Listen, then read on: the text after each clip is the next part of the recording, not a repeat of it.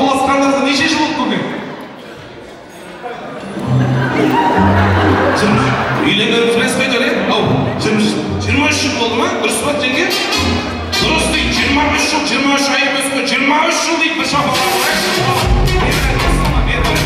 Қандай керемет мына сіздердің махаббаттарыңыз, мен ойлаймын, ол жастарға өсіп, міне жас болып 23 жыл болып одаласқандарыңызға үйі отқан отбасы екенсіздер, баршаларыңыз құтты болсын. Мына құрметті ағайын, асыл дініміз айтады екен, егер де ер азаматы дейді, әйелінің қолынан ұстаса, жай ғана қолынан ұстаса, 10 сауап болады екен ғой. Ой Алла, қандай керемет, амандасқан емес, қолынан ұстаса дейді былай. Қолынан ұмытып қалған ба немене?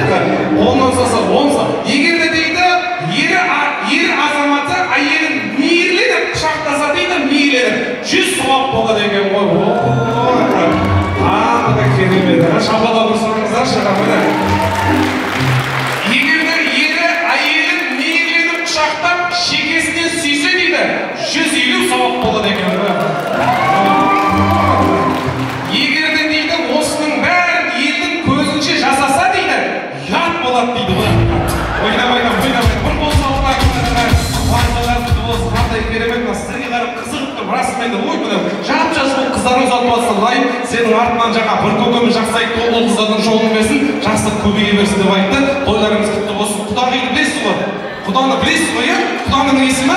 Аба. Құдағидің есімі? Сол сіз құданы алып шығыңыз, сіз құдағиды алып шығыңыз көке. Сіз құданы алып шығыңыз, құрметіміз көрсетіп қояйық. Бас құда мен құдағиды біз ортаға шақырайық. Давайте сіздер қол соғып отырыңыздар. Бас құда мен құдағи